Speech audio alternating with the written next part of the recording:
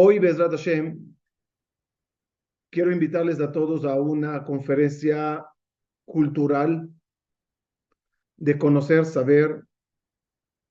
Como siempre saben, en estos espacios, a este horario, por este medio de Zoom, intento cada vez compartir con ustedes conocimientos para que nos convierta realmente a todos en más cultos, saber más.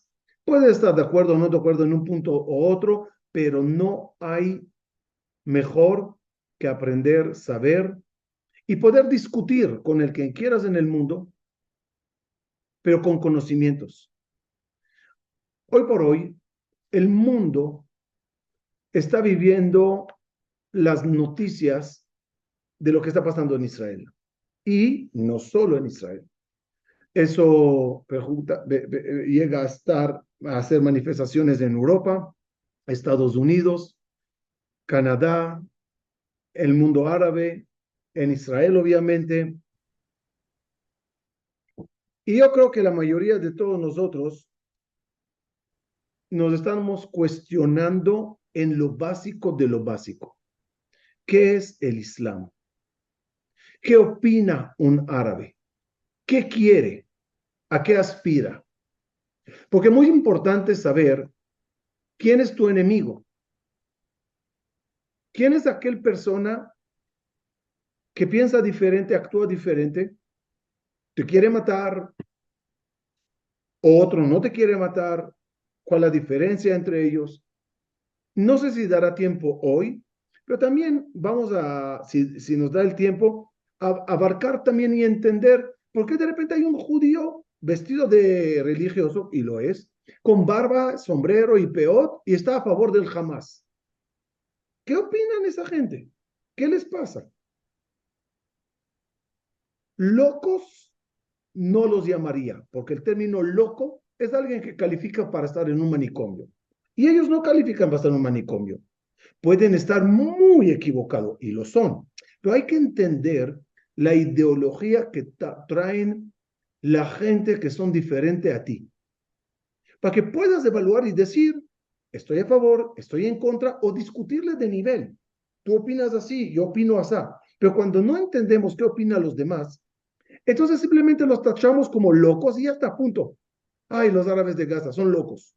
Y los de Neturecarra son locos. Y el que no opina como yo es un loco. Espera, aprende de dónde le vienen sus ideas, cuál es su historial, para que entiendas su actitud.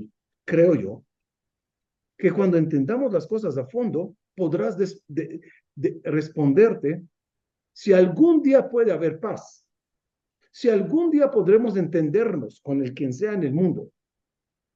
Para eso, hoy tengo dos invitados importantes, Eli Zuli y Yosef Garmún, que voy a empezar con Eli Zuli para entender la historia. Hola, Eli, ¿cómo estás? ¿Qué hay, Han? ¿Cómo está? Bien, Gracias por la gracias a Dios, invitación. gracias a Dios. Eli, como siempre, ya sabes, es un placer para mí muy, muy grande compartir contigo Igual. conferencias, Zoom, en persona, en video, como sea. Y esta vez te pedí, por favor, un poco de información. Ok, gracias. Igual, como le dije antes, Jajam, por la invitación. Y bueno, vamos a empezar un poquito a hablar del nacimiento, justamente del Islam. Eso fue en el año 570 de esta era común. Fue en la ciudad de Yatrev. La ciudad de Yatrev era considerada el centro de la intelectualidad judía. Ahí nació Muhammad, o también conocido en español como Mahoma. Pero ¿cómo llegaron los judíos a Arabia? ¿Cómo llegaron los judíos a ese lugar? Mucho antes de que se cree el Islam, ya estaban viviendo los judíos ahí. Eso fue cuando el Imperio Romano, cuando atacó y cuando destruyó el segundo Bet HaMikdash, muchos Yehudim huyeron a esas áreas que estaban fuera de lo que es el Imperio Romano, porque huir de Israel y llegar al Imperio Romano, entonces iba a ser lo mismo. Entonces se escaparon a áreas donde no estaba dominado por el Imperio Romano, que justamente esos fueron los pueblos de Arabia. Muchos judíos pero una cantidad muy grande se habían instalado ahí en esos pueblos en Arabia Estamos Saudita. hablando más o menos del siglo 5 6. El siglo VI, en el año 500, no, estamos hablando desde la época del Bet HaMikdash, de la destrucción del Bet Sí, sí, HaMikdash. sí. Hasta Ahí el se siglo 5 instalaron, 6, donde empieza esta siguieron historia. viviendo casi 500 años, no tenían problema. Todos los demás pueblos alrededor eran todos paganos. Los árabes eran todos paganos, tenían cientos de dioses, así como los cristianos, así como no, antes de los cristianos, como los romanos o como los griegos. O sea, no eran que siempre fueron un pueblo que tenían un solo Dios. Eso recién lo instaló y lo puso Mahoma, mucho más adelante. Hasta entonces era un pueblo pagano. Un pueblo pagano, exactamente. Entonces, en la actualidad, ese lugar, Yatreb, donde vivían muchas tribus judías, es conocida como Medina, es considerada como la segunda ciudad más sagrada del Islam, después de la Meca. Y ahí era donde estaban la mayoría de los Yehudim viviendo en esa ciudad tranquilamente, fuera del yugo romano. O sea, no pertenecían, entonces, mientras los otros judíos vivían siempre dominados por los romanos. Entonces, al igual que en Roma, los judíos locales, los judíos que vivían ahí, atrajeron a un gran número de conversos. Los judíos no somos misioneros, no vamos a pregonar el judaísmo para que se conviertan, pero la gente veía que había un solo Dios y que tenían una manera de ser.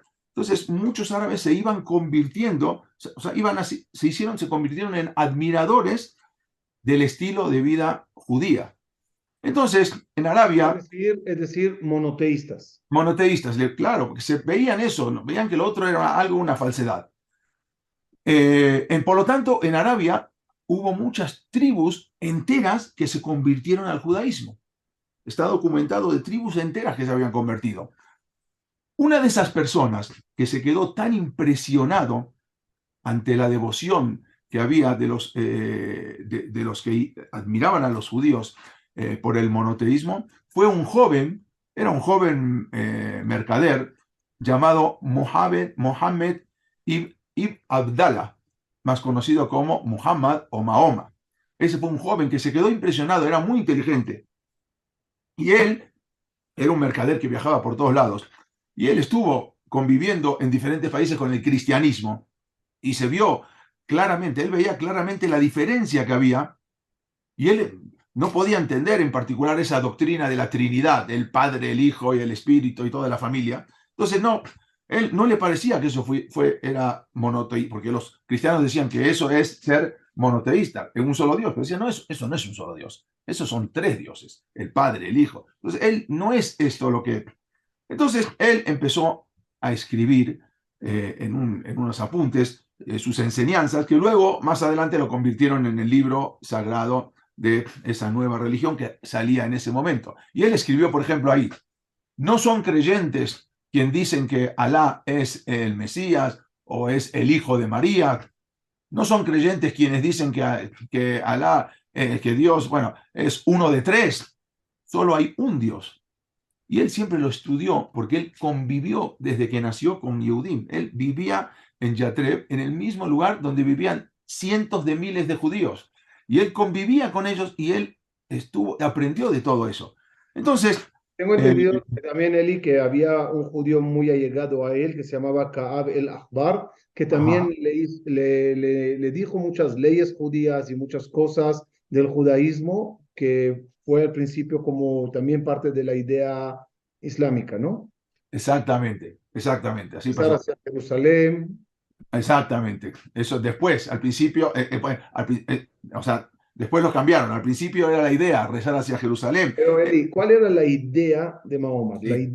La ideología que traía, ¿cuál era? La ideología de Mahoma insistía en difundir la creencia en un solo Dios creador del mundo.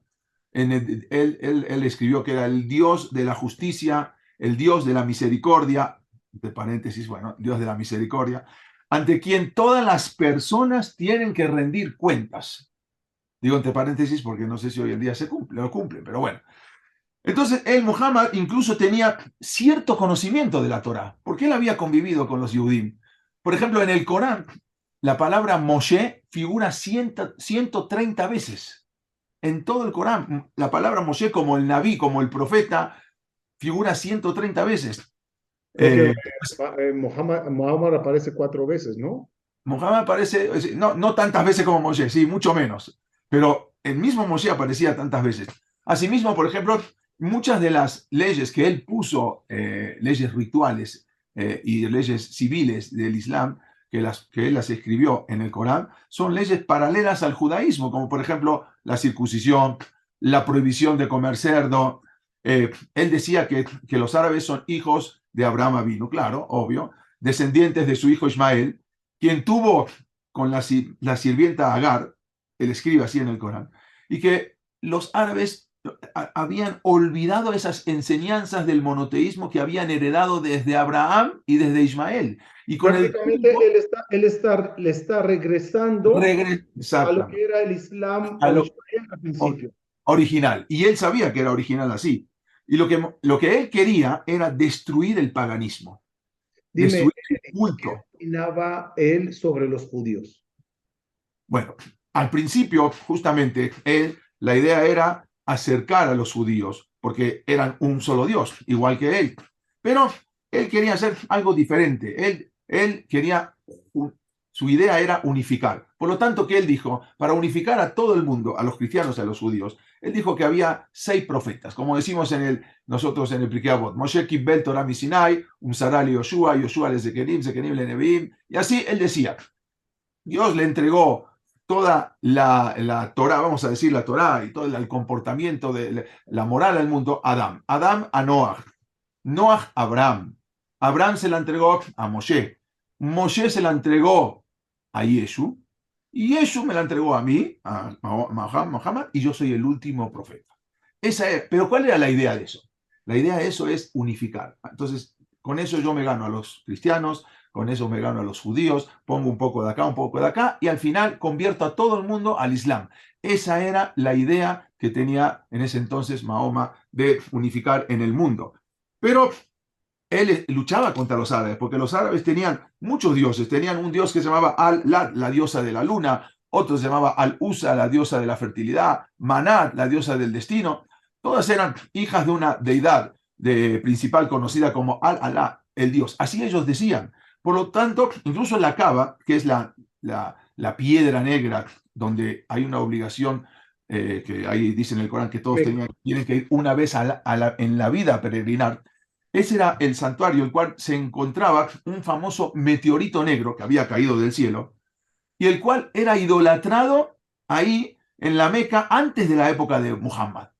Entonces también ahí Como ídolo, como unido, pagano. había un altar, un misbeach, que ahí ofrecían sacrificios de sangre a otros dioses. Por lo tanto, él dijo, esto no va. Y empezó, lo que pasa es que después los persiguieron, porque todos los comerciantes que venían a vender sus mercancías ahí, entonces de repente le está ahora cambiando todas las ideas, se tuvo que escapar porque ya lo iban a matar. Pero al final, después vieron que él era el que podía juntar a toda la gente, volvió otra vez y ahí él pone unas leyes. Por ejemplo, de acuerdo a Muhammad, el Islam estaba construido sobre 5 pilares. Estas son las 5, vamos a decir, los 5 mandamientos del Corán.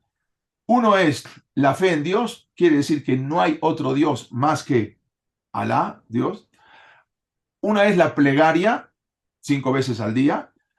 Otra es la caridad, el gesed, la sedacá, 2.5 de las ganancias. El peregrinaje a la Meca, llamado Hajj, así se llamaba, una vez en la vida tienen que ir a la Meca, sí, para supuestamente ir a Olam Abba. El ayuno era un ayuno que se extiende desde el amanecer hasta el anochecer durante 30 días en el Ramadán. Al principio él quería acercar a los judíos, por lo tanto empezó a exponer muchas cosas como los judíos. Como dijimos, no se puede comer cerdo, como dijimos, él puso muchos rezos, muchas cosas, hacer rezo mirando hacia Jerusalén. Unificar, como Varias dijiste cosas. anteriormente. Era la idea que con eso él pensó que como de todas maneras los judíos son monoteístas, igual que yo, entonces van a aceptar y ahí vamos a hacer una sola religión. ¿Qué Y yo pasó soy al el final último, entre él y los judíos? Stefano, como al final se dio cuenta que los judíos no lo seguían. Entonces él se equivocó pensando que los iban a seguir, entonces él empezó a enojar. Y ahí fue cuando empieza a escribir contra los judíos. Y ahí fue completamente, cambia cambia la religión, cambia, o sea, cambia el día del principal del ayuno era el 10 de Tishri, o sea, era prácticamente era el día de Kippur, lo cambia Ashura, lo cambia para el Ramadán y dice, ustedes hacen ayuno un día, nosotros ahora vamos a hacer ayuno 30 días. Ustedes hacen 4 rezos, nosotros vamos a hacer 5, nosotros somos mejor que ustedes. Ustedes ahora, el rezo ya no va a ser hacia Jerusalén, ahora va a ser orientado hacia la Meca. Y muchas cosas empezó a cambiar y ahora sí empezó la persecución contra los judíos y ya como la jihad, quiere decir que ya es un movimiento persecutorio contra los judíos que no se querían convertir y hubo una matanza muy grande, más de 15.000 Yehudim fueron pasados por la espada. Ya era el que no se quería convertir, automáticamente había que matarlo y la gente los empezó a seguir. Al principio no tenía muchos seguidores, al principio tenía 40 seguidores, pero cada vez al final fueron más y más, se fueron juntando y ahora el que no estaría dentro de las mismas leyes y las mismas condiciones, entonces sufrieron mucho los judíos que no se querían convertir, muchos fueron pasados por la espada, fue muy hostil ahora Eli, contra los... qué pasó cuando fallece? Tengo entendido que según mucha gente en el Islam, creen que Mahoma fue envenenado por una mujer judía y creo que el número que estuve viendo, que 80% de los palestinos hasta la fecha creen que nosotros le matamos y eso también como que incrementa el odio hacia nosotros, algo así, ¿no? ¿Qué pasó cuando En falleció? realidad, él tenía muchas mujeres. Una de esas mujeres habían matado al esposo, era una mujer muy joven, se llamaba Zainab, una mujer yudí de la tribu de los judíos, de ahí, de Yatreb.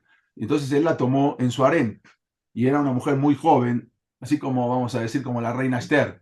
Era muy guapa, muy bella. Y él era vamos a decir, la favorita de él. Y un día ella, enojada, frustrada porque había matado a su esposo y luego lo había tomado, entonces un día verdaderamente le preparó un veneno. Y cuando lo tomó el veneno, se dio cuenta, y Muhammad se dio cuenta inmediatamente que era veneno, lo escupió y bueno, obvio, la mandó a matar. No le pasó absolutamente, no le pasó nada en ese momento, pero Pero para ellos quedó que al final, sí, el envenenó, algo. sí, tuvo algunos estragos que le hizo algunos problemas en su físico. Ellos alegan que por eso, los árabes alegan que por eso después más adelante murió. Y Eli, ¿qué pasó después que falleció? murió sin herederos. Él no tenía herederos, tenía Creo una que hija. tenía 3 hijos y 4 hijas, pero todos murieron joven. Entonces, cuando él Sí, fallece, no tiene heredero. no tiene herederos.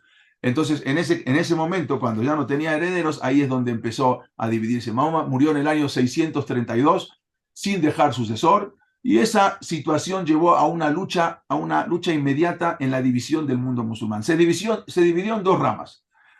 Los candidatos a califas, entonces en ese momento eran dos: su yerno que se llamaba Ali, y su suegro, que se llamaba Abu Bakr. Entonces, ¿qué pasó? Se empezaron a dividir, ahí empezaron los problemas.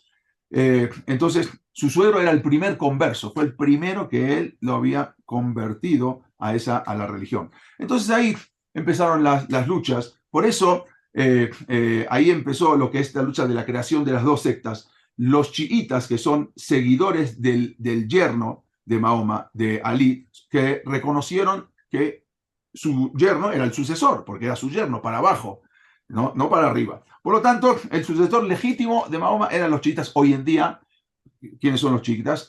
Mayormente son los iraníes, los persas, y los iraquíes también, Azerbaiyán, bueno. Y los sunitas, que eran el suegro, que fue el primero que se había convertido a la religión nueva de Muhammad. Entonces, sunita quiere decir al-Sunna quiere decir la tradición de los ortodoxos, o sea, esos es sunitas. Por lo tanto, reconocieron al suegro, a Abu Bakr, como su sucesor. Y ahí fue donde se dividieron en el año 681 de esta era. Ahí fue donde empezó la batalla entre los candidatos, fue una batalla muy fuerte, y ahí se dividieron. Hoy en día son la minoría, casi 100.000 o 120 millones de personas son chiitas, que es la que seguían Ali al yerno. Y más de 1.200 millones, o sea, una cantidad, o sea, el 90% son sunitas, que eran los que seguían a Abu Bakr, el suegro. El 10% son, y quizás hasta menos del 10%, pero el 10% son los chiitas que siguen al yerno, Ali. Y eso fue donde se dividió hoy, por ejemplo, Arabia Saudita, que son los sunitas, están prácticamente, se odian con los chiitas, que son los de Irán o de Irak o de Azerbaiyán. Entonces, eso es el problema. Por ejemplo, De la Hezbollah, historia de eh, forma muy muy resumida. resumida. Hezbollah, por ejemplo, que están en el Líbano, entonces también son chiitas, por eso siguen detrás de los iraníes, por eso los apoyan. Y ahí fue donde se dividió eso, que dijimos el 90% y el 10%, y ahí se dividió todo, empezó todo el islamismo hasta lo que conocemos hoy en día. Eli, en Sí, primer lugar, de verdad que te quiero agradecer la información, porque es importante saber, no estamos hablando mal, no estamos hablando bien, estamos hablando historia, qué pasó, quién contra quién, cuándo y dónde. Y así cada vez uno entiende y conoce más la opinión que tienen esta gente, que son bueno. muchas en el mundo, y la diferencia entre uno y otro. Nada más Eli, para terminar, desde cuando una la mayoría, que dijimos, la gran mayoría van como el suegro, Abu Bakr, que son los sunitas, ahí luego su hijo, que era Omar, fue el que llegó a Israel y él dijo, ¿dónde era el lugar más sagrado de los judíos? Ahí es donde puso la mezquita de Omar, la que está atrás del cótel, y permitió a los judíos, él dijo, no, los judíos tienen que vivir con nosotros. Entonces, solamente quedan como dimis, una categoría más bajo, pero les abrió la puerta a todos los judíos para convivir siempre con los judíos normalmente. Eso fue lo que hizo el nieto, vamos a decir, no el nieto, el seguidor después de Abu Bakr, del suegro, que era Omar, la famosa mezquita de Omar, y les abrió las puertas a los judíos con ciertos requerimientos, siempre como dimis quiere decir eran de segunda categoría, pero conviviendo normal. Y así fue durante miles de años, durante más de 1.000 años. Eli, como siempre, que Dios te bendiga con todo lo que sabes y cómo lo transmites. Muchas gracias, Eli. Ya sabemos un poquito más de lo que sabíamos antes de empezar esta conferencia. Que tengas salud y vida larga, querido. Hazak. Listo. Gracias. Eh, como ya vimos, entonces tenemos acá una historia que comienza y se divide en dos partes principales. Hay árabes que son chiitas y hay árabes que son sunitas. Los números que dijo Eli, estamos hablando de 90% sunitas y 10% chiitas. Muy importante saber esa diferencia para entender la opinión diferente que tienen ellos respecto al mundo, es decir, a la gente en el mundo, y respecto a nosotros. Para eso, quiero subir a mi querido Yosef Garmún. Yosef, ¿estás con nosotros? Aquí estás. Hola, Sí, Yosef, buenas noches, ¿cómo estás? ¿cómo está? ¿Cómo está todo? Todo Salud. bien. Yosef, siguiendo del punto donde terminamos con Eli Zuli, explícame, por favor, cómo el Islam divide a la gente del mundo. Sé que está la casa de la espada, la casa del Islam, el pueblo del libro. Explícanos cómo ellos nos ven y vamos a hablar de la ideología sunita y chiita hasta el 48. De mientras hasta el 48. Bueno, como siempre, las cosas dependen de la interpretación de la gente, entonces podemos encontrar radicales. Y como usted dijo, no estamos hablando en contra del Islam, sino estamos hablando en contra del radicalismo. Entonces, dentro de los radicales, existen radicales en la parte sunita y en la parte chiita, por ejemplo, Irán, o en la parte sunita, Hamas y toda esa gente que son parte también, Daesh, por ejemplo, eran sunitas. ¿Ok? Hezbollah es chiita. Entonces podemos ver radicales en los dos lados, pero la división que el Islam hace con el Dar el Islam, que es la casa del Islam, donde los países que cumplen la Sharia o los países que fueron conquistados por el Islam, por los musulmanes, entonces esa gente del Islam que cumplen la Sharia tienen el mundo venidero, etcétera. Tiene la Dar el Harab, que es la casa de la espada o la gente idólatra que según algunos hay que matarlos, según otros, si están en fronteras con países musulmanes, entonces también hay que entrar en guerra constante con ellos. Puede haber una UDNA, que es de alguna manera pausa, pero no más de 10 años y siempre hay una guerra constante. Es decir, Dentro de en la esos capa de dos, la espada entrarían, por ejemplo, los hindús, los chinos, los budistas. en teoría sí, según muchos radicales sí. Al final hay que limpiar el mundo también de ellos. No todos opinan así, pero la parte más importante donde está dentro de esa definición es países que estaban o en algún momento conquistadas por el Islam. Por ejemplo, en ese caso, Israel. Israel, el Omar que mencionó Eli, en el siglo VII conquistó Israel. Por lo tanto, Israel es Dar el Islam, es la casa del Islam. Es Y la segunda categoría.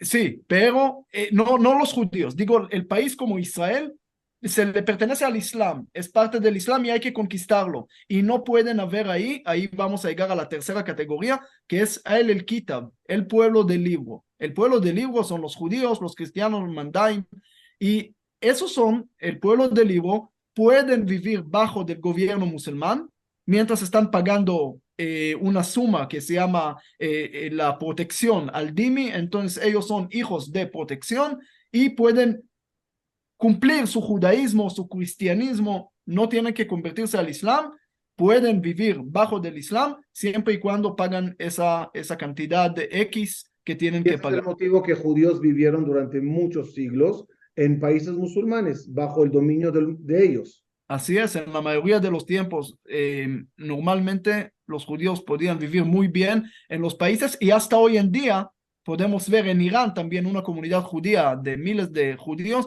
que aparentemente, según lo que sabemos, viven bien. Yo visité varios países árabes en los últimos años, incluso países que enemigos de Israel, pero al llegar ahí también como judío hay cierto respeto, hay respeto, pero siempre y cuando estás bajo del gobierno del Islam, no encima de ellos.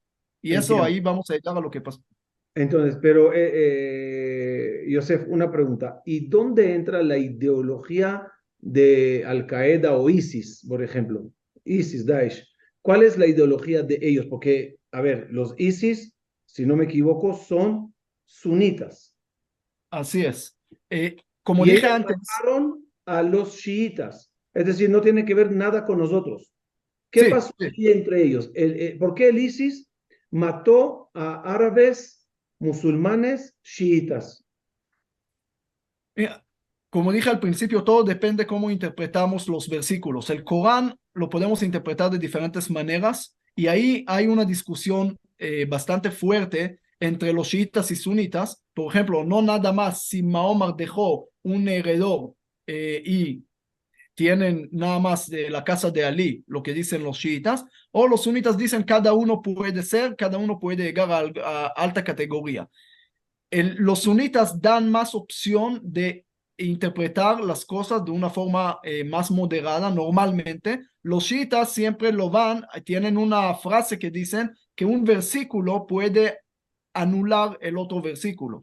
Es Ese es decir, el motivo que ellos dicen que si hay un versículo a favor de los judíos y hay otro versículo en contra de los judíos, el segundo versículo en contra opacaría el versículo a favor de, ¿no? sí, y no nada más eso, si alguien va a querer interpretarlo de otra manera, su decreto va a ser muerte, es decir, pena de muerte. Ahora, podemos encontrar en el Corán versículos muy lindos a favor de los judíos. Por ejemplo, dice, si tienes duda en lo que recibiste, pregúntale a los que recibieron esto antes, ¿sí? En la Sura 10, el versículo 94. Y O ahí dice, como que Él nos da a nosotros una posición especial que te dice, tú me puedes explicar, o sea, tú como judío podrás explicar a los árabes la religión como es, y de repente en otro versículo te dice que oh, somos hijos de cerdos y changos, ¿no? así es, en la Sura 5, ahí aparece que Mahoma dice que los judíos de alguna manera son hijos de los cerdos y los monos. Entonces, ahí hay una gran diferencia. podemos encontrar, por ejemplo, el Entonces, Surah 2. Entonces, el chiita, ¿qué dice? El segundo versículo que habla mal de los judíos, elimina el versículo que habla bien. Sí, y Y por el lo tanto, chiita dice no, no lo puede eliminar, pero esto era una época donde había acercamiento y eso se escribió cuando ya había guerra. sí, y también dentro de los chiitas hay algunos moderados, por ejemplo, el imam Tawhidi, que lo vi hace poco, y el chiita, imam, Él es de él, Irán, ¿no? él nació en Irán, después en Irak fue, y hoy en día está más de todo en Estados Unidos y muy a favor de Israel en todo, especialmente en esa época. Y él me dijo, mira, hay versículos, no podemos negar, por ejemplo, en el Hadith, todos conocemos aquella frase que dice la piedra, si hay una piedra que está atrás, un judío escondido, grita y dinos que hay un judío, vengan a matarlos. Esa es una parte que existe, no en el Corán, sino en el Hadith, que es parte de la tradición sobre la vida de Mahoma. Entonces me dijo, existen cosas también pueden haber, pero no es en contra de los judíos, nosotros lo explicamos, sino de alguna manera en contra de algunos que le hicieron alguna cosa mala a Mahoma, algo personal o alguna cosa así, entonces lo podía llamar de una forma negativa, pero no es una alajá, no es Contra una el ley. pueblo judío. Sí, ahora hay que seguirlo. Ahora tenemos que saber que los chiitas radicales tienen algo muy, muy interesante que es importante saberlo. La moral, la ética no está basada en algo exterior, está basada en una sola cosa, en lo que Mahoma hizo. Lo que Mahoma hizo es el bien absoluto. Por lo tanto, Mahoma mintió, según ellos. Entonces existe la taquilla que se puede mentir. A Y la hora de podemos, hacer el acuerdo de paz, algo así, ¿no? sí, sí. Y podemos ver también algunas cosas. Perdón, muy importante esa parte. Como había un acuerdo de paz y él en él mintió, pueden ellos firmar acuerdos de paz, como pasó en Oslo, y mentir en ellos. Claro, claro. Y no es falta de respeto a la mentira, No nada porque más falta, es un precepto. Eso es algo bueno, estás haciendo algo bueno. Ahora, para que vean que todo está y depende de la interpretación, estuve una vez en un diálogo y estaba un sheikh, un líder árabe, y él quería mostrar que es pluralista y que él explica todo bien. Entonces él dijo, Basmillah Rahman el Rahim, y dijo así, y es algo interesante para que vean hasta dónde uno puede ser liberal también dentro del Corán. Él agarró la Shahada musulmana y dijo así, miren cómo incluimos a todos. La Shahada es Nitila ilallah Muhammad Rasulullah. Entonces dijo, Nitila, no hay Dios, estamos hablando para los ateos. Aparte de Alá, para las religiones monoteístas, etc. Y Mahoma Rasulullah, Muhammad es el mensajero de Dios, estamos hablando para los musulmanes. Estamos incluyendo a todos, no estamos en contra de nadie. Entonces él lo logró explicar de alguna forma para justificar su, vamos a decir, open mind, su libertad de pensamiento y todo. Pero de otro lado, podemos encontrar, ¿ok? Cómo en diferentes guerras, cómo hicieron sufrir a la gente y hay algunas tradiciones que el mismo Mahoma lo hizo y dice cómo violó a las mujeres y cómo le hizo sufrir a sus enemigos y diferentes cosas que lo más radicales agarran de eso. Dice así Ibn Sa'd, que es uno de los sabios de ellos del siglo IX, dice para la gente que no nada más que sepan que Dios dio permiso de ese decreto matar a los hombres y esclavizar a las mujeres y a los niños. O otro ayatollah de Irán que dijo, a los que están en contra de matar civiles no tienen lugar en el Islam, porque nuestro profeta en sus manos, en sus benditas manos mató gente y nuestro imam Ali mató más de 700 personas en un día y eso quiere decir que es algo muy bueno. eso explica, por ejemplo, lo que pudo motivar a gente a hacer lo que hicieron el 7 de octubre, porque Exacto. prácticamente es repetir la historia milenaria de ellos. Exacto, seguir los buenos pasos de lo que hizo Mahoma, según ellos, según la tradición de ellos. Otra vez, hay muchos que no lo interpretan así, hay muchos musulmanes también que tienen diferentes formas de pensar, pero tenemos que entender que existe este radicalismo, existe esa justificación de hacerles sufrir a niños, y yo personalmente que hablamos la vez pasada, esos cuerpos y esa masacre, entonces podemos entender que... Justificante porque ya se hizo en el pasado. Ya se hizo, y sí, y se Y es hizo... parte de la ley. Yosef, llévame al 48. ¿Qué pasó en el 48? Aquí como que la división ya dejó ser tanto chiita, sunita.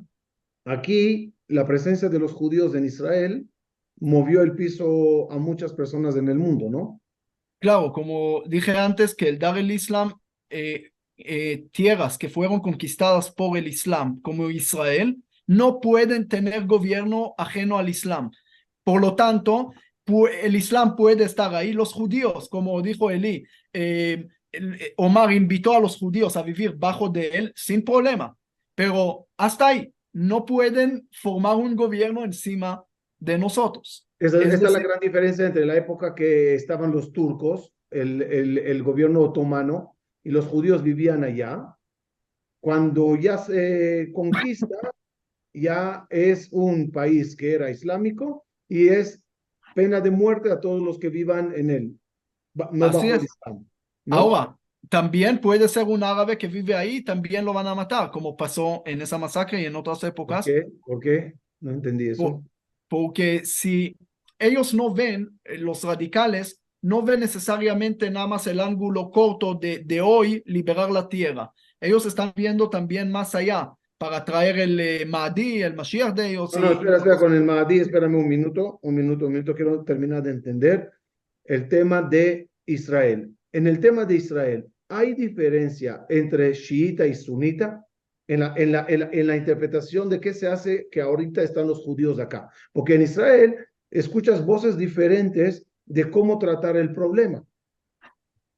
Entre los radicales que dicen hay que matar a todos los judíos y entre otros que son parte del gobierno y también son árabes. ¿Cómo hay árabes en el gobierno israelí si su ley se lo prohíbe?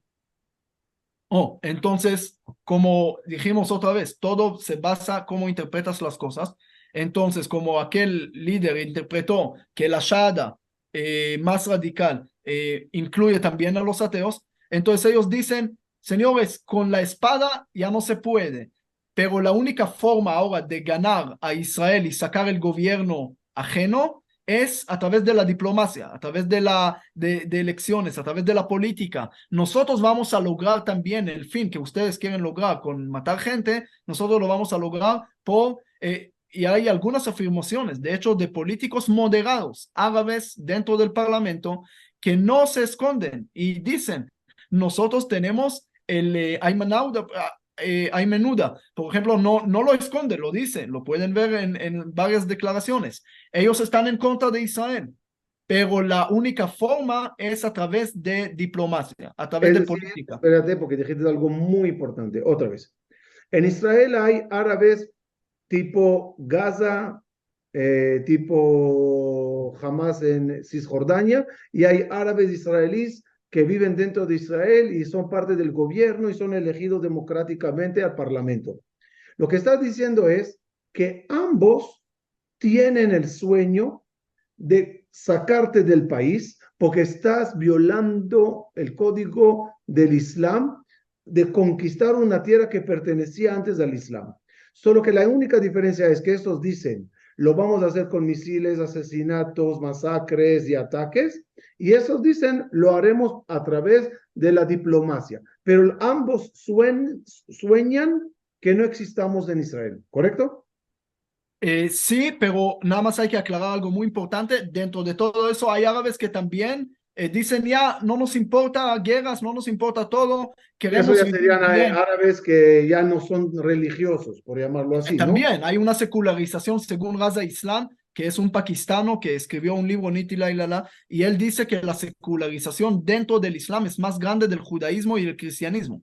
Es decir, el Islam es una religión muy complicada de cumplir en siglo XXI, no tomar alcohol para un joven y esto, y por eso yo personalmente lo vi en muchos países árabes. Hay secularización, puedes ver que cada vez abren más los ojos y otras cosas. Y al final se dejan ya no quieren pelear, ya no quieren no quieren ninguna cosa ahora dar el Islam, no, esos conceptos no le hablan. Ellos quieren vivir bien con su familia y viven bien en Israel, orgullosos de ser israelíes, algunos sirven en el ejército y hay muchos. Entonces hay que saber que también existe un grupo fuerte y hay que animarlos y que cada vez sea más y más y más gente como Ojalá, esta. ojalá. Pero dentro de esto hay dos, como dijiste, hay dos formas. Hay una forma de guerra, el jihad, en el árabe no se traduce guerra, se traduce esfuerzo. Entonces, para algunos el jihad va a ser a través de la espada, a través de cohetes, a través de masacre. Para otros, el jihad es esfuerzo, pero pacífico. Diplomático. Diplomático, pacífico, no sin guerra, sin problemas, pero según ellos, en algunas ocasiones, ellos dicen que van a conseguir más rápido el objetivo que aquellos que lo hacen el jihad con la guerra, con la espada y todo. Ahora, Yosef, aquí quiero llegar a tocar un punto muy importante, que tiene que ver también con los judíos religiosos que vemos en las noticias o nos llega a los WhatsApp, que se paran en ciertos países del mundo a favor del Hamas y ves a uno religioso, barba, sombrero, peot, gritando a favor del Hamas. También vamos a llegar a entenderlo, pero es a través de entender el concepto de Mashiach que tiene el Islam. Es decir, el Islam también cree en el Mahdi, en el Mashiach. Explícanos un poquito cuál es la fe y la esperanza que ellos tienen de su Mashiach. Explícame eso. Creo que Bueno, ¿no? sí, en realidad todas las religiones, incluso en Lejano Oriente, siempre pensaron de mejorar su presente a través de esperar a algún futuro. Y ese siempre le hizo bien a la gente. Hasta ahí estamos bien. El problema es cuando esto se mezcla con alguien que es obstáculo para tu meta. Un ejemplo, si el concepto del Mahdi, que según los chiitas es el imán número 12 o el número 7, depende de dentro de los chiitas también hay diferentes escuelas, diferentes formas, también dentro de los sunitas, que, by the way, ellos se dividieron a través de la batalla en Karbala en 681, donde murió el nieto de Mahoma y todo lo que pasó ahí. Entonces, ahí pasó algo muy grave. Y para animar a la gente y esto, tenían que decirle, señores, tranquilos, va a llegar el Mashiach, va a llegar el Mahdi, va a llegar la salvación. ¿Qué es la salvación? Entonces, hay dos opciones de verlo. Bueno, según algunos sunitas, Ibn Khaldun y otros, no existe en el Islam esperar al Mashiach, sino el ideal que tienes si llegaste a un estado bueno en tu vida, eso es lo que hay que tener y no más. Pero según la mayoría hoy en día sí creen en el Mashiach y hay dos formas de verlo. O que va a llegar cuando le dé la gana, cuando él quiere, entonces llega. Y esa es una cosa. Eso es la opinión de los sunitas. La mayoría de los sunitas opinan así. No hay que ser, ese No hay lo que llamamos hacer nada para que él venga. sí, nosotros lo llamamos Itaguta de Leela. Ese viene de arriba y nosotros no nos metemos. Esa es la opinión de Satmer Neturre Karta, que Dios tiene que mandar el Bet HaMikdash, el Mashiach, y esto hizo jurar al pueblo de Israel de no adelantarlo, no tocar el tema. Y para muchos sunitas es esto. Entonces, no tocar el tema, espera que él llegue solo. Para los chiitas, los radicales de los chiitas, más de todo, activistas, si nosotros no hacemos hoy algo, nunca va a venir. Entonces nosotros tenemos que muy preparar importante lo que vas el a mundo. decir ahora, y quiero preparar al público para entender la profundidad de lo que vas a decir. Es decir, que muchas de las cosas que los radicales están haciendo en el mundo tiene que ver como un esfuerzo que deben de hacer para que su Mahdi, su Mashiach llegue. Exacto. Ejemplo, limpiar el mundo, dar el Islam a todos los países que hay gente, gobiernos ajenos del Islam. Por ejemplo, Francia y España también, lo mismo como Israel, porque fue ¿Por qué? conquistada Porque antes, antes en momento algún era momento. islámico. Sí, entonces, por lo tanto. Es decir, estamos entendiendo, José, perdón que te interrumpa tanto. A mí me chocó mucho cuando vi una manifestación pro-Palestina en Francia. Y la gente salieron, eran muchos árabes, salieron a las calles a gritar a favor de los palestinos. Lo veo razonable, lo veo justo. Está bien, tienes derecho de manifestar a favor de tu pueblo. Lo que a mí me chocó era que gritaban en las calles, París es de nosotros, París es de nosotros. Yo no entendía, ¿qué tiene que ver París es tuyo? No salir a apoyar a lo que está pasando en Gaza y pedir que cese el fuego y etcétera. ¿Por qué gritas París es mío? Es muy importante lo que tú estás diciendo, porque según ellos, el Mashiach no va a llegar, el Mahdi de ellos no va a llegar hasta que los países que eran musulmanes no vuelvan a ser musulmanes. Y en ese paquete estamos Israel, como Francia, como España, ¿no? Sí, y por eso justo antes de ese Zoom hice una entrevista y le dije, señor, nosotros no pedimos apoyo para Israel, el problema es para todo el mundo, que sepan. Le doy un ejemplo, los yemenitas ahora nos tiran cohetes. ¿De dónde salieron esos? ¿Qué conflicto tenemos? ¿Qué quieren de nosotros? Irán, ¿qué le estamos conquistando a Irán? Pero aquí no es tema de un tema territorial local. Y eso es muy importante que el mundo entienda cómo piensan los radicales. Porque el mundo siempre le ofrece, tienen que darle más territorios, tienen que darle más dinero, tienen que darle más esto, cuando el problema es mucho más grave. Ellos quieren preparar el mundo para la salvación y muy nosotros importante este somos punto, Cálcados. somos Cálcados, quiero que obstáculos de entiendan esa este punto. salvación. Que nadie nos engañe que porque no le damos territorio, gasolina, agua, por eso están pasando las cosas. No tiene que ver nada. Aunque le des todo, todo, y tú sigas gobernando en Israel, en cierto lugar, En un imagínate que centímetro. es Cisjordania, y le dices Acco, y le dices Lud, y le dices Gaza, y nada más te quedaste con el Beersheba, no sirve. ¿Por qué no sirve? Porque él, que es muy religioso, el árabe, y muy creyente en su Mashiach, no va a llegar su Mashiach nunca si tú sigues viviendo en Israel. Por lo tanto, la meta final de todos es que no existas en ese país.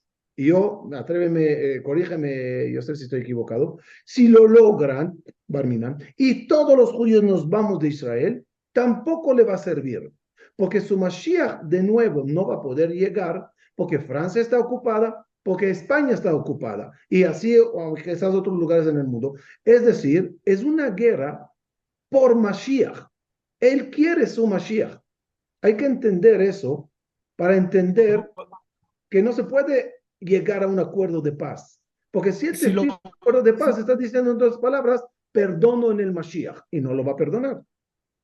Sí, si lo resumo en una frase que se quepa en la mente para siempre, el mundo piensa que los conflictos son por el pasado y cuando el conflicto es por el futuro. Eso es. Eso, muy bien Entonces, resumido, muy bien resumido. El el, problema no es lo que pasó en el pasado, el problema es el futuro, donde él quiere claro, su Geulá y tú también la quieres, y están peleando increíblemente cada uno su Mashiach. sí, porque Toquemos el punto en de los... 7 de octubre ellos no llegaron a conquistar nada, llegaron con intención de matar. Y los mismos ellos siguen diciendo en la declaración del Hamas está obligada a eliminar a Israel. Ahora siempre digo a la gente en el mundo, señores, lo más fácil del mundo para los palestinos es tener un Estado palestino. Van a Naciones Unidas, tienen mayoría automática a favor de ellos y no lo hacen porque en 1937 en la Comisión de Peel no querían, en 47 de noviembre no querían, en 67 no querían, 76, en 2000, Olmert le ofreció el Muro de los Lamentos, no quieren nada, ¿por qué? Ellos no quieren Estado palestino, porque al tener Estado palestino van a tener que reconocer un Estado judío en algún momento, en algún lugar, y ellos no lo van a poder aceptar. Por lo tanto, Okay. Vamos a olvidemos seguir de en eso. esa línea, muy bien resumido. Vamos a seguir en esa línea hablando de Mashiach. Ahora también entendemos, lo mencionaste un poco, lo amplío nada más, cuál es el motivo que de repente aparecen judíos religiosos a favor de Hamas. Se llaman los Neturei Karta. Obviamente, cabe aclarar, son judíos que están excomulgados por todos los rabinos del mundo. Es un Claro, grupo minórico, pero está peleando algo.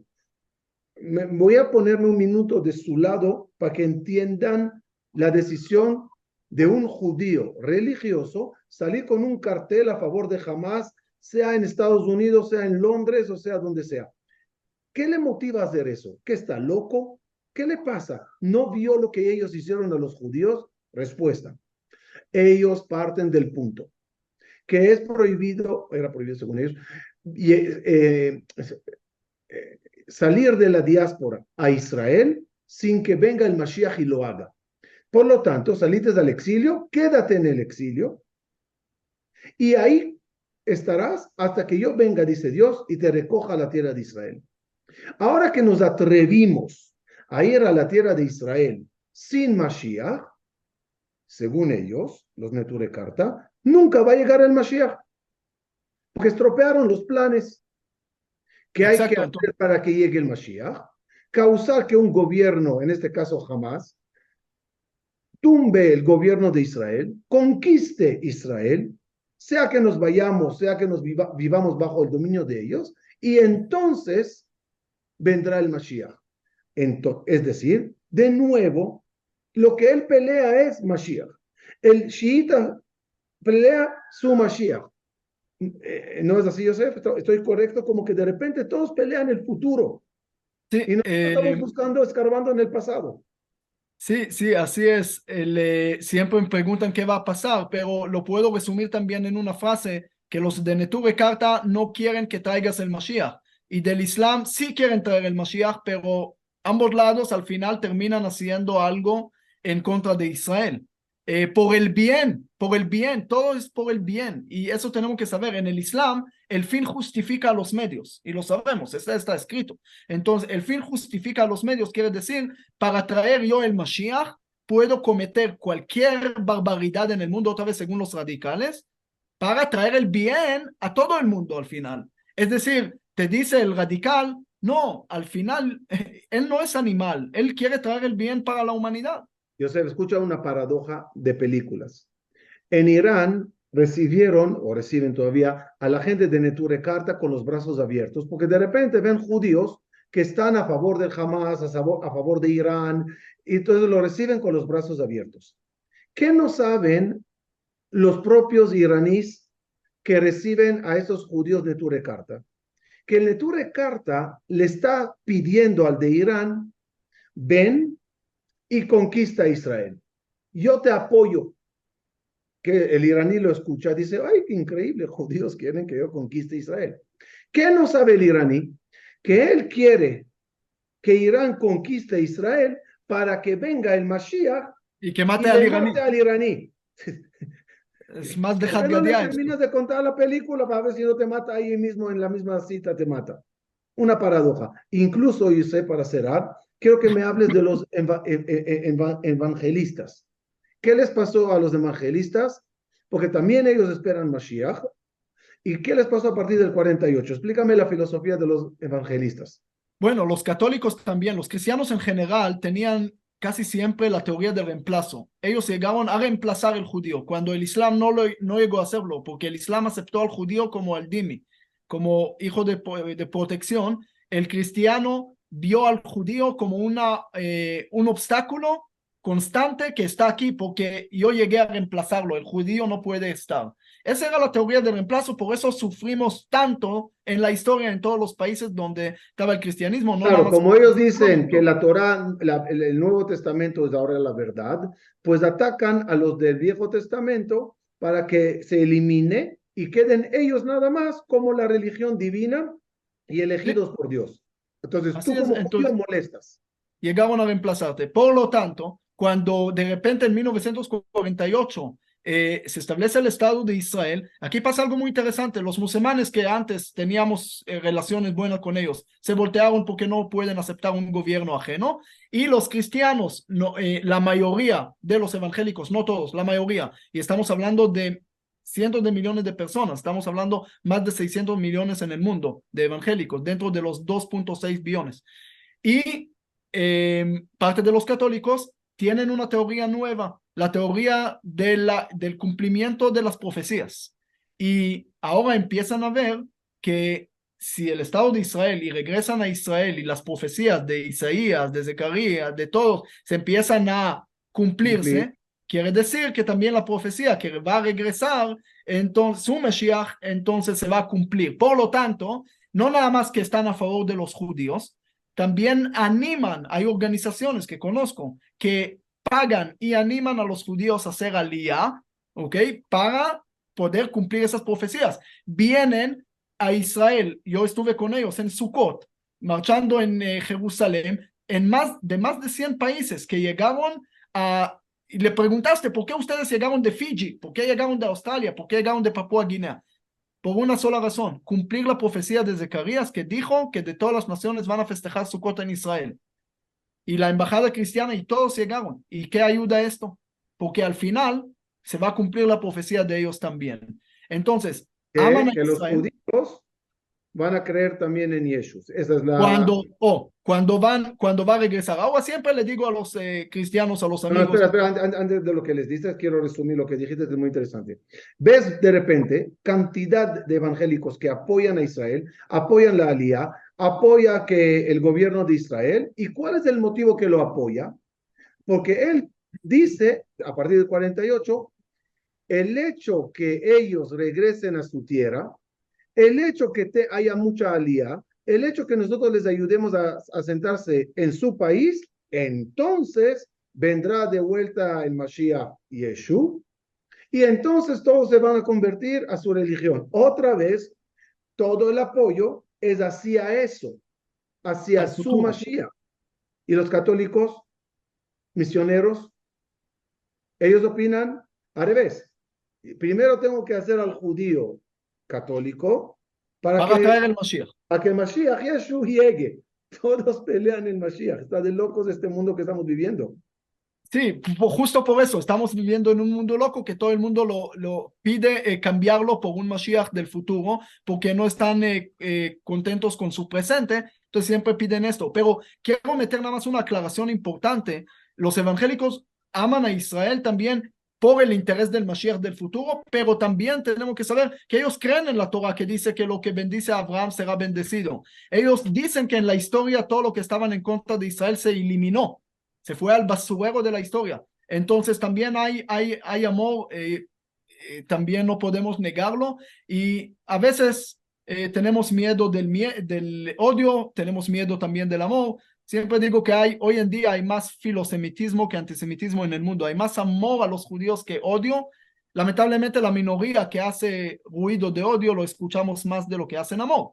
Pero y con eso nada más termino esta parte, cuando me dicen, porque muchos de las comunidades judías en el mundo me dicen por qué vas y haces diálogos con ellos o eventos y esto, entonces le digo, mira, y le digo eso muy claro, nosotros estamos esperando al Mashiach, los judíos, por primera vez que venga, ustedes por segunda vez. Bueno, cuando venga usted me avisa y vamos a preguntarle su nombre, lo que él va a decir hacemos, pero mientras tanto, hay tantos temas que tenemos que hacer para que eso suceda, para que eso pase. Entonces no podemos seguir discutiendo todo el tema. Yo creo que también nosotros como judíos, no tiene que ser tema ahora. Nosotros tenemos muy claro nuestra identidad judía, nosotros tenemos muy claro quién es que tenemos el Mashiach y todo, y hasta ahí no tenemos que hacer cuentas cuándo va a venir y exactamente su nombre y todo. Por lo tanto, ese es un tema que veo y creo que no por nada la Torah no mencionó nada del Mashiach, para que mire cuántos problemas vienen al mundo por el tema del Mashiach. Tanto el Islam, el cristianismo, todos quieren traer el Mashiach, traer el bien y cometen cualquier barbaridad mientras tanto para tal vez traerlo al final. Yo quiero nada más cerrar y decir que de verdad queremos respetar y respetamos las religiones y las creencias de todos. Piensa en quien quieras, ama al quien quieras, vive como quieras, nada más déjanos vivir como nosotros pensamos que hay que vivir. Yo tengo mi fe, tú tienes la tuya, cada uno con la suya. No podemos destruir el mundo para esperar que llegue una Geulá y un Mashiach para hacerlo mejor. Como siempre compartí con todos ustedes la opinión judía. Y es muy importante recalcarla, decirla y hacerla. Si nosotros los judíos queremos Mashiach, la fórmula es: sé el Mashiach del prójimo hoy tú mismo. Si quieres que haya un bien mañana, haz un bien hoy. Si quieres que llegue el Mashiach de redención, sé tú el redentor de alguien que necesita ayuda. Ve al que no tiene y échale una mano. Ve al que perdió la fe y dásela de vuelta. Ve al que no tiene trabajo y dale trabajo. Solo haciendo bien traemos el bien. No haciendo mal traeremos el bien. El Mashiach de nosotros no depende de que yo haga una desgracia a alguien, sino al revés, que yo haga un bien al otro. Cuando yo prenda mi luz y tú la tuya y compartamos la luz entre todos, traeremos la luz. El imán del bien se logra prendiendo muchos imancitos, cada uno en su corazón, de luz, bondad y fe y bien. Ojalá que el mundo entienda que solo paz traerá paz y no guerras traerán paz. Solo respeto uno al otro dará respeto en todo el mundo y armonía en todo el mundo. Kal Kadosh, hoy entendimos algo increíble, créanme. Entendimos que todos los conflictos y todas las ideologías y todo lo que está pasando no tiene que ver con el pasado, tiene que ver con las ilusiones o esperanzas o fe hacia el futuro. El tema Mashiach de muchas religiones y muchos sectores se convirtió en el tema del conflicto, en el problema del conflicto. ¿Saben qué digo yo? Ya Mashiach, ven y acláralo ya. Vamos a seguir peleando hasta mañana. Ven, di, hola. My name is Mashiach ben David. Hashem Echad Ushmo Echad. Itgadal Vitkadash Shema Israel. Acláralo, acláralo. Y ojalá que sea en nuestros días. Y va a ser en nuestros días, Bezrat Hashem. Estamos cada vez acercándonos más a esa fecha tan especial. Pero estamos entendiendo por fin cómo todo al final llega al mismo punto. Y ese va a ser el punto. Geográficamente, el punto es Jerusalén. El punto es donde está el Bet HaMikdash. No Gaza, no Irán, no los Houthis en Yemen, y no las manifestaciones en Francia, España o Canadá. El punto va a ser Jerusalén. Todo lo que está pasando es calentando motores. Todas las profecías al final declaran que el tema terminará alrededor de Jerusalén. Y todo el tema, territorialmente, Jerusalén, espiritualmente, ¿quién es el Mashiach? No de balde, agradecemos a Boreolam cada vez que subimos al Sefer, cada vez que amanecemos por la mañana. Gracias, Ribono Shel Olam, Asher Bachar Banu Mikol Ami Venatan Lanu Torato. Torat Emet V'Chaye Olam Nata Betochenu. Gracias, Ribono Shel Olam, por ponernos en el camino de la verdad. Ojalá que el mundo lo vea. Una palabra para cerrar, y aquí agradecer también a los oradores que teníamos hoy. Una cosa que diferencia al pueblo de Israel con su esperanza de Geulah de todas las demás naciones y religiones del mundo. Nosotros tenemos un Waze, una guía de profecías, una tras otra, que se está cumpliendo una tras otra, como les enseñé en mi libro. Que me enseñe uno en el mundo, que un profeta suyo dijo que en el 48 nosotros regresaremos a la tierra de Israel. No hay, nosotros sí lo tenemos. ¿Cuántos seremos cuando regresaremos? Dice el Yalkut Shimoni, 600,000 judíos. Así pasó. Y pasará así, y pasará así, y pasará así. Todo lo que leyeron en el libro saben que nosotros no tenemos un sueño nada más al futuro.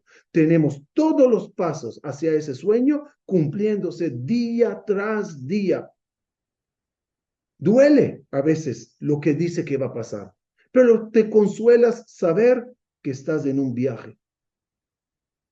Y el Waze te dijo, coche accidentado a la derecha en 100 metros. Efectivamente, coche accidentado a la derecha. Y en 500 metros, un semáforo. Efectivamente, vivimos un Waze. Lo único que le falta al Waze, que es hora de llegada. No la tenemos. ¿Cuándo? No lo tenemos. Puede ser mañana y puede ser en unos años. Pero que va a llegar, va a llegar. Que estamos en el camino, estamos en el camino. Y no deseamos nada malo a nadie. Vivan bien, solo dejen vivir bien. Eli, querido, Eli Zuli, muchas gracias. Que Hashem te bendiga y te dé todo lo bueno. Yosef Garmón, muchas gracias. Eli, gracias de verdad.